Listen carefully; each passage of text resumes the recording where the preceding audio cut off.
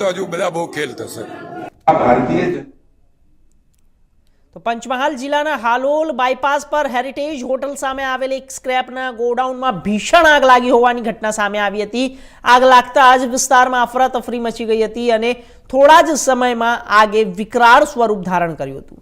ઘટનાની જાણ થતાં હાલોલ ફાયર વિભાગની ટીમે તાત્કાલિક સ્થળ પર પહોંચી આગ પર કાબુ મેળવવાના પ્રયાસો શરૂ કર્યા, પરંતુ આગ એટલી ભયાનક હતી કે હાલોલ સિવાય કલોલ, ગોધરા, વડોદરા તેમજ ખાનગી કંપનીઓના ફાયર બ્રિગેડને પણ મદદ માટે બોલાવવામાં આવ્યા હતા। ગોડાઉનમાં લાકડા અને પ્લાસ્ટિકનો સ્ક્રેપ મોટી માત્રામાં હોવાને કારણે આગ ઝડપથી ફેલાઈ અને નજીકના 4 ગોડાઉનને પણ પોતાની ઝપેટમાં લઈ લીધા। આગના કારણે આકાશમાં ધુમાડાના ગોટે ગોટા ઉડતા જોવા મળ્યા, જેના કારણે આસપાસના વિસ્તારોમાં ભયનો માહોલ સર્જાયો હતો।